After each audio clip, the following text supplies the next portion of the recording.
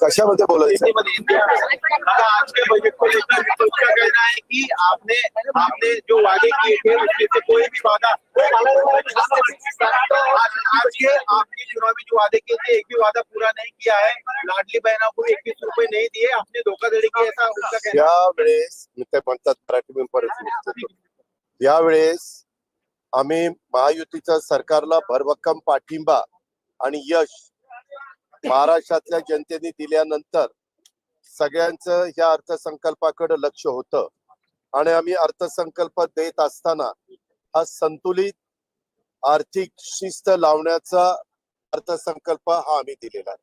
7,20 कोटी रुपयाचा अर्थसंकल्प.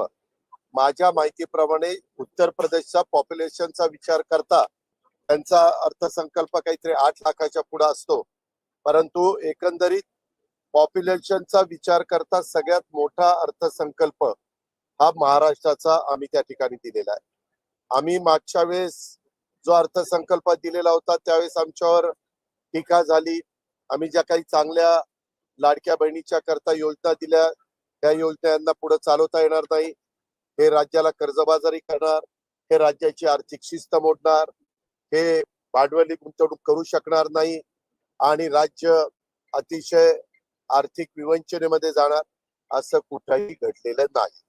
उलट या वेळेचा अर्थसंकल्प देत असताना आम्ही रस्ते असेल, त्याच्यामध्ये मेट्रो असेल, रेल्वे असेल, विमानतळ असतील, बंदरं असतील, या सगळ्या गोष्टीला आम्ही महत्व दिलं आणि तुम्ही बघितलं तर सर्व घटकाला सामावून घेऊन आम्ही हा अर्थसंकल्प देण्याचा प्रयत्न केला.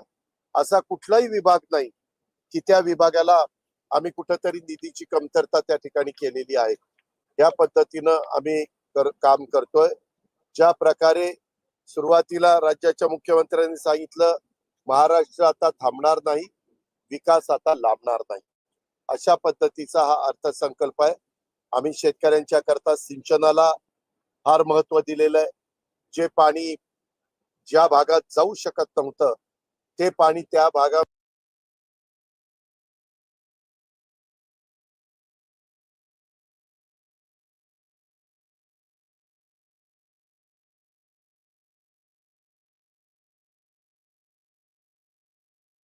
मध्ये मोठ्या मोठ्या योजना करून त्या बाबतीमध्ये देण्याचा आमचा निर्णय झालेला आहे, तो आम्ही जाहीर केलेला आहे. नदी जोड कार्यक्रमाच्या संदर्भामध्ये आम्ही त्याच्यामध्ये लक्ष दिलेलं आहे. पश्चिमेकडे पडणारं पाणी पूर्वेकडे वळून ज्या भागामध्ये पाण्याची कमतरता आहे अशा भागामध्ये ते पाणी देण्याचं नियोजन आम्ही या अर्थसंकल्पामध्ये त्या ठिकाणी केलेलं आहे. तुम्हाला सगळ्यांना माहिती आहे सध्या जग, देश आणि विविध राज्य हे AI चा वापर करायला लागले. त्याला म्हणतात कृत्रिम बुद्धिमत्ता. हे आर्टिफिशियल इंटेलिजन्स हे जे काही चाललेलं आहे त्यालाही आम्ही महत्व देऊन कृषी क्षेत्रामध्ये AI चा वापर कसा करता येईल अशा प्रकारची योजना आम्ही 2 वर्षाच्या करता 500 कोटी रुपयाची त्या ठिकाणी जाहीर केलेली आहे. त्याचबरोबर इंडस्ट्री करता देखील AI चा वापर मोठ्या प्रमाणावर सुरू झालाय. महत्वाची जी केंद्र आहेत, आपण मुंबईच्या आसपास 7 नवीन केंद्र निर्माण करण्याचं ठरवलेलं आहे. या सगळ्या गोष्टी करत असताना मुंबई ही देशाची आर्थिक राजधानी आहे आणि त्याच्यामुळे महाराष्ट्रामध्ये रोजगार पण वाढला पाहिजे आणि त्याचबरोबर उद्योग धंद्यांनी गुंतवणूक पण केली पाहिजे. जसं मध्ये डावसला जाऊन मुख्यमंत्र्यांनी साधारण 16 लाख कोटी रुपयाची गुंतवणूक आपल्याकडे आणण्याचं काम केलं. त्याला ज्या काही मूलभूत गरजा लागतात त्या देण्याचा प्रयत्न देखील या अर्थसंकल्पामध्ये आम्ही केलेला आहे. सर्वसामान्य माणसांना घरं हा मोठा कार्यक्रम आम्ही त्याच्यामध्ये घेतलेला आहे. ग्रामीण भागामध्ये आम्ही 20 लाख घरं आणि शहरी भागातल्या लोकांच्या करता 5 लाख घरं अशी 25 लाख घरं आणि त्याच्यामध्ये ग्रामीण आणि शहरी भागाच्या करता 23,100 कोटी रुपयाची तरतूद ही ह्या अर्थसंकल्पामध्ये केलेली आहे. आम्हाला साधारण आणि हा अर्थसंकल्प सादर करत असताना मुख्यमंत्री देवेंद्रजी, एकनाथराव, उपमुख्यमंत्रीजी, मी आणि आमच्या सगळ्या मंत्रिमंडळाने ठरवलेलं होतं की उद्याची 5 वर्ष आमच्या हातामध्ये आहे. आणि त्याच्यामुळं जो काही रोडमॅप तयार करायचा आहे तो 5 वर्षाच्या करता करायचा आहे. आणि अतिशय स्थिरता ह्या सरकारला आहे. म्हणजे स्टॅबिलिटी ज्याला म्हणतात ती अतिशय 238 आमदार हे काही कमी आमदार नाहीत. फक्त समोर 50 आमदार आहेत. ठीक आहे, ते त्यांचं काम करतील, परंतु हे सगळ्या गोष्टी करत असताना कुठेही आम्ही कुठल्या योजनांना कात्री लावली नाही. आम्ही सगळ्या पूर्वीच्या योजना चालू ठेवत अधिकचा विकास कामाला, इन्फ्रास्ट्रक्चरला निधी देण्याचं काम हे केलेलं आहे. हे या अर्थसंकल्पामध्ये आपल्याला सगळ्यांना जाणवेल. उद्योग असेल, पायाभूत सुविधा असेल, कृषी आणि संलग्न क्षेत्र असेल, आणि सामाजिक आणि इतर क्षेत्र, व पर्यटन असेल, क्रीडा असेल, सांस्कृतिक क्षेत्र असेल, या सगळ्या कामामध्ये आपण मदत केलेली आहे. मला तुम्हाला दुसरं एक या निमित्तानं सांगायचंय की एकंदरीतच अर्थसंकल्प ज्यावेळेस सादर करत असतात त्यावेळेस केंद्र सरकारने काही शिस्त लावलेली आहे. त्याच्यामध्ये एकूण तुमचं स्थूल उत्पन्न किती आहे? आपलं स्थूल उत्पन्न 49,39,39,355 कोटी रुपये. एकूण कर्ज राज्याच्या स्थूल उत्पन्नाच्या 25% पेक्षा आतमध्ये असायला पाहिजे. आपण ते कर्ज 18.87% ठेवलेलं आहे. म्हणजे ते 20%च्या देखील आत आहे. आज देशामध्ये फक्त 2च राज्य 20%च्या आत त्यांच्या स्थूल उत्पन्नाच्या कर्जाच्या बाबतीमध्ये आहेत. ते म्हणजे गुजरात आणि दुसरं म्हणजे महाराष्ट्र. आपण एकंदरीत 2025-26 मध्ये 1,35,783 कोटी रुपये इतकं कर्ज उभारणीचं अपेक्षित आहे. ती रक्कम स्थूल उत्पन्नाच्या 3%च्या आतमध्ये असली पाहिजे. तुम्ही पण ऐकलं असेल, विरोधक म्हणत होते आता हे 3%च्या पुढे गेले. आम्ही ती 2.75% ठेवलेली आहे. म्हणजे 7,20,000 रुपयाचा अर्थसंकल्प सादर करत असताना जे काही केंद्र सरकारने ठरवून दिलेले वित्तीय निर्देशांक आहे त्या कुठल्याही निर्देशांकाला आम्ही त्याच्या बाहेर गेलेलो नाही. त्या वार्षिक कर्ज उभारणीच्या बाबतीमध्ये असेल किंवा स्थूल उत्पन्न कर्जाच्या पेक्षा जास्त तुमचं 25%च्या आतमध्ये राहिलं पाहिजे, हेही आम्ही त्या ठिकाणी केलेलं आहे. अशा प्रकारचा आमचा हा अर्थसंकल्प आम्ही सादर केलेला आहे. आणि निश्चितपणे मला विश्वास आहे ज्यांना अर्थकारण माहितीये ते सगळे जण या अर्थसंकल्पाचं कौतुकच करतील. उगीच फापट पसारा आम्ही वाढवलेला नाहीये. जे आपल्या आर्थिक शिस्तीला पटेल, जमेल, झेपेल अशा पद्धतीचा संतुलित अर्थसंकल्प आम्ही राज्याच्या जनतेला दिलेला आहे.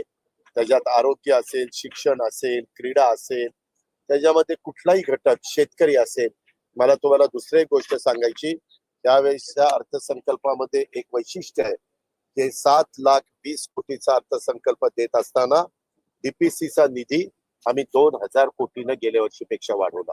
जिल्हा वार्षिक योजनेचा आम्ही सामाजिक न्याय विभागाचा निधी हा 42% गेल्या वर्षीच्या तुलनेत वाढवला. आम्ही आमच्या आदिवासी विकास विभागाचा निधी हा 40% गेल्या वर्षीच्या पेक्षा वाढवला. म्हणजे हा समाजातला जो घटक आहे त्याही घटकाला कुठेही आम्ही कमी निधी देण्याचं काम केलेलं नाही.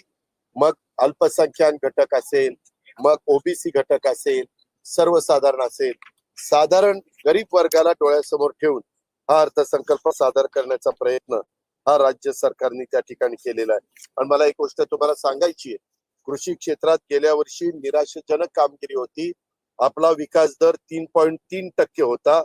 मात्र यंदा 24-25च्या कृषी क्षेत्राचा विकास दर हा महाराष्ट्राचा 8.7% पर्यंत सुधारलेला आहे. आणि त्याच्यामुळं आम्ही शेती उत्पादनात देखील मूल्यवर्धन, सिंचन सुविधा, विजेची गरज भागवण्याच्या करता सौर ऊर्जा, आम्ही तर उद्याच्या 5 वर्षाच्या करता सौर ऊर्जाचं असं नियोजन केलेलं आहे. हे मग मागाशी मी घराचं सांगितलं ग्रामीण भागातल्या 20 लाख घरांना आम्ही सौर ऊर्जा पॅनलवर बसवणार आहे आणि त्याच्यातून त्यांना लागणारी जी वीज आहे, त्यांची जी महिन्याची गरज आहे, ती सगळी आम्ही सौर ऊर्जातनं भागवणार आहे. त्या पॅनल मधनं भागवणार आहे.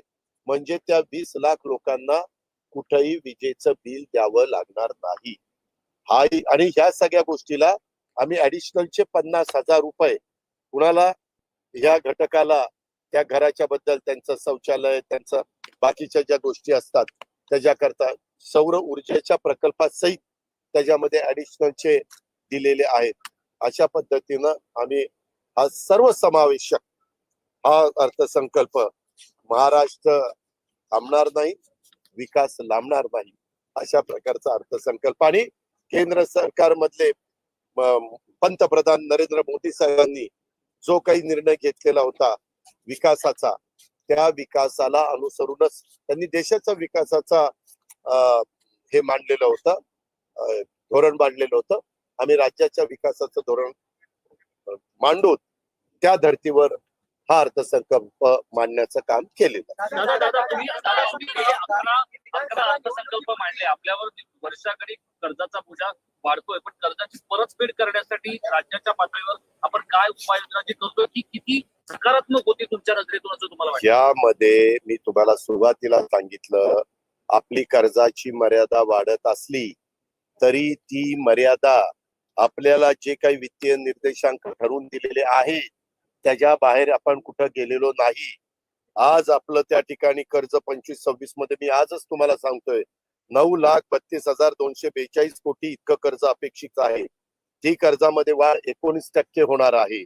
परंतु राज्याचं स्थूल उत्पन्न हे माग 42 लाख कोटी होतं ते 49 लाख कोटी झाल्यामुळं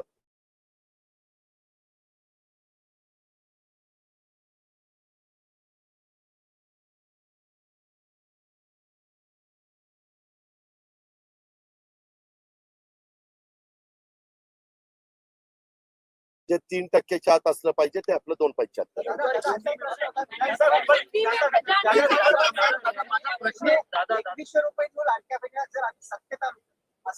हो, मग आम्ही सत्तेत आलोय ना, आम्ही देण्याच्या संदर्भात नाही म्हटलेलंच नाही.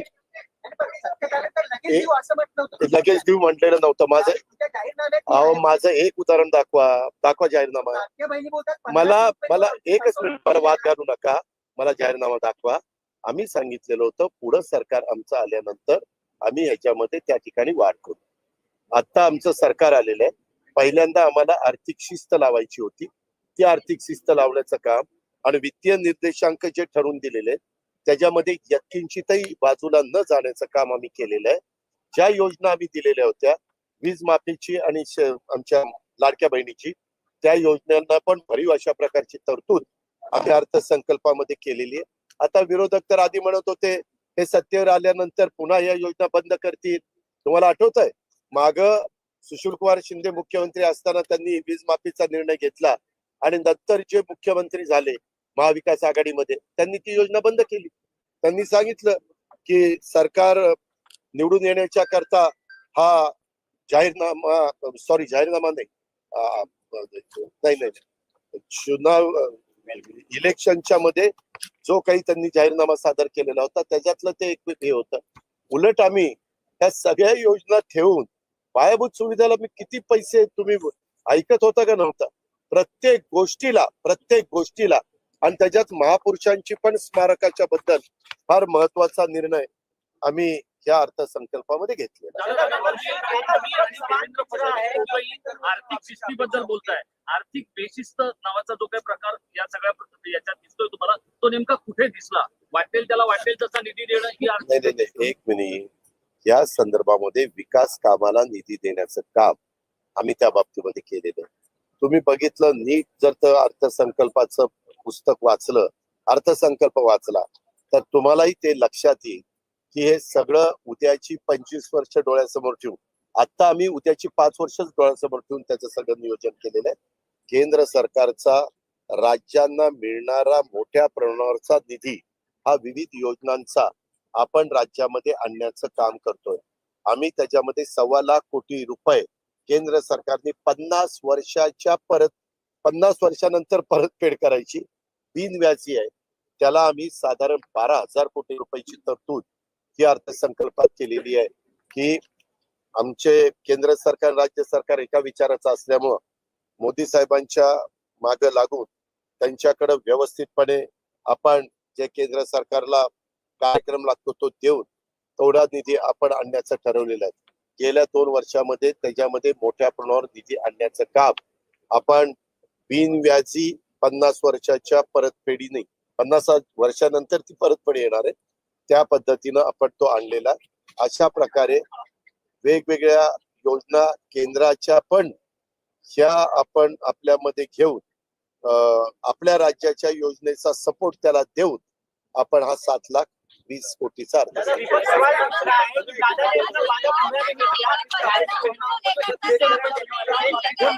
एक मिनट किसने बताया? हाँ सुनो, मेरा एक भी स्टेटमेंट निकालो, एक भी स्टेटमेंट कि मैंने ये वादा किया था, एक भी स्टेटमेंट मुझे दिखा दो। मैंने असेंबली इलेक्शन में अलग अलग जगह जाके बहुत सारे पब्लिक रैलियां दी थी। मैंने वहां मेरे कैंडिडेट के प्रचार के लिए मैं खुद गया था, लेकिन कभी भी मैंने ये नहीं कहा। लेकिन महायुति सरकार ने महायुति वालों ने जो जाहिरनामा दिया था उसमें ये था, ये सही है, उसके बारे में हम सोचकर आगे जा रहे हैं। हमने कभी डिनाई नहीं किया है। हमारी पोजीशन फाइनेंशियली सुधारने के बाद हम वो भी करेंगे।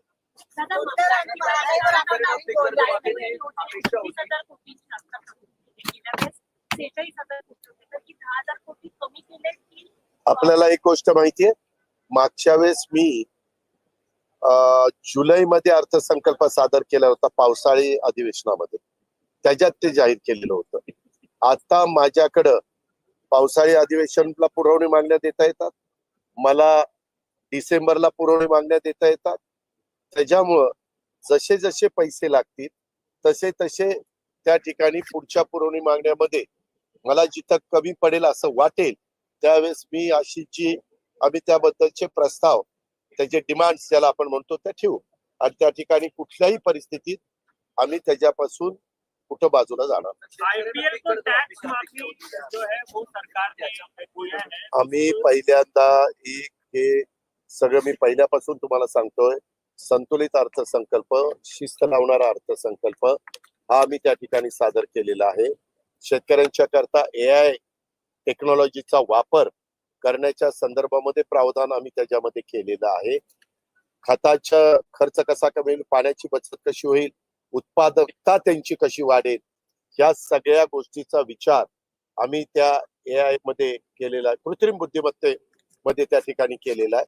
या प्रकारे आमचं काम चाललेलं. मी मगाशीच तुम्हाला सांगितलं, त्या सगळ्या गोष्टी करत असताना साधारण राज्य प्रगतीपथावर पुढे नेत असताना कुठल्याही भांडवली खर्चावर आम्हाला काटकसर करायची नव्हती. ह्या भांडवली खर्चच राज्याचं स्थूल उत्पन्न वाढवण्याचं काम करतं, राज्याचा GDP वाढवण्याचं काम करतं, राज्यामध्ये मोठ्या प्रमाणावर GST त्या ठिकाणी गोळा करण्याचं काम करतं. आज देखील देशामध्ये नंबर 1चं राज्य GST वसूल करणारं किंवा GST जमा करणारं हे देशातलं आपलं महाराष्ट्र राज्यचं आहे. दादा, जो महिलाएं हाथ लगा के बैठी थी 2100 रुपए मिलेंगे इलेक्शन के बाद, उनको कब तक ये अमाउंट अकाउंट में आएगा? जब तक हमारी पोजीशन ठीक होगी, ऐसा हमें भरोसा लगेगा, तब हम शुरू करेंगे। उसके लिए टाइमलाइन नहीं है, उसके लिए हमारा काम चालू है, हम काम करते रहेंगे। हमें जब ऐसा लगेगा कि अभी हम कर सकते हैं तो कैबिनेट पे हम प्रस्ताव लाएंगे और करेंगे। एक मिनिट, आम्ही 0% व्याजाने पीक कर्ज देतो शेतकऱ्यांना. पंजाबराव कृषी विद्यापीठाच्या मार्फत पंजाबराव व्याज सवलत योजनेच्या मार्फत आम्ही शेतकऱ्यांना त्या ठिकाणी मदत करतोय. आज शेतकऱ्यांनी AI चा वापर करून आधुनिक पद्धतीने शेती त्या ठिकाणी केली पाहिजे. उद्याच्याला घोषणा केल्यानंतर त्याची अंमलबजावणी पण करता आली पाहिजे. उद्याच्याला या सगळ्या गोष्टी करता येतात, पण मग विकास कामाला निधी कमी पडतोय. आज मोठ्या प्रमाणावर विकास कामाचा पण निधी कुठेही कमी न पडून देता आम्ही या योजना पुढे चालू ठेवण्याचा अर्थसंकल्प दिलेला. ते झालं ना, दिलंय ना, तरतूद केली ना. शेतकऱ्यांनी शून्य बिलाचे तुम्ही सांगितलं होतं मग केली. निवडणुकीच्या काळात शून्य बिल आलं, मात्र आता जे बिल येतंय त्यामध्ये आता कुठं बिल आलं? बिल आलंय नाही रे बाबा आलं. वाटप झालेलं नाही. या संदर्भात ठाकरे गटाचे आमदार कैलास पाटलांनी नाही ते काही सांगतात, त्यांना काय आता कुठला मुद्दा मिळालेला नाही ना म्हणून काही सांगतात. मला बिल दाखव. 3, 5 ऐक ना बाबा, 3, 5, 7.5 त्याचं वीज बिल माफ झालेलं आहे. माफ नाही, राज्य सरकार स्वतःच्या तिजोरीतनं शेतकऱ्यांचे जवळपास 17 ते 17.5 हजार कोटी रुपये हे महावितरणला भरत असते.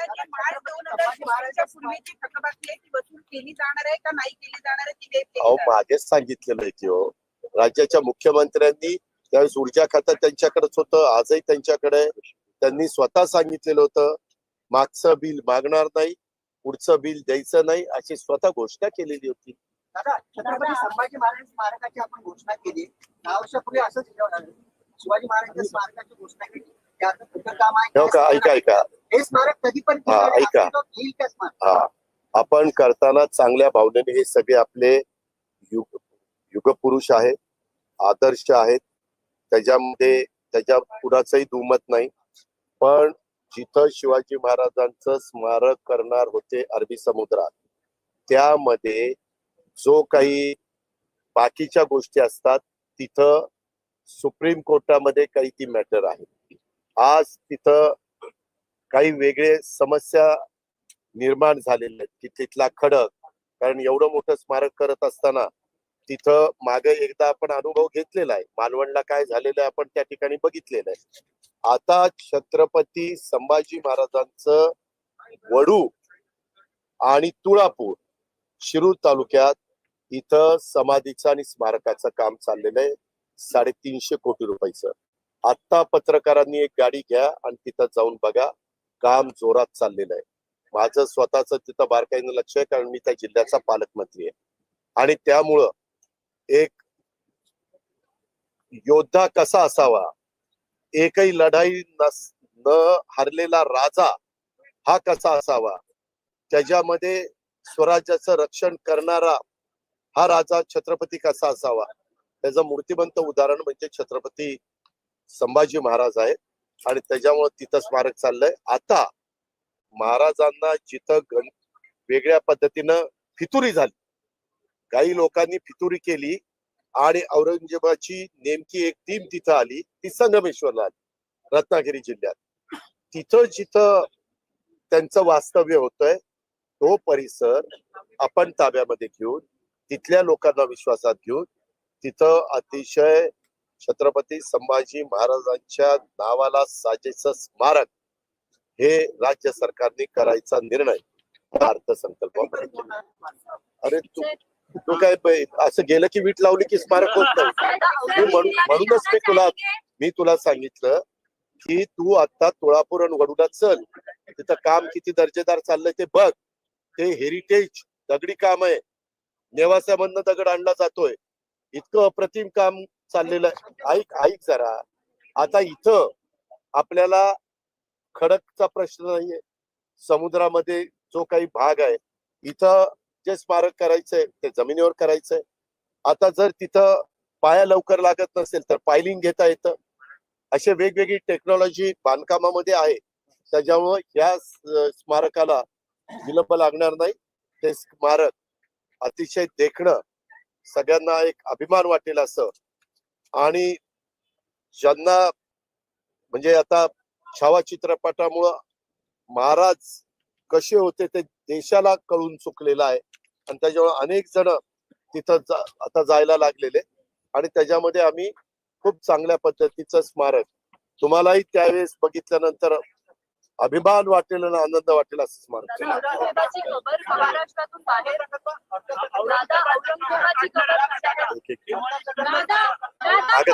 बोलतात काय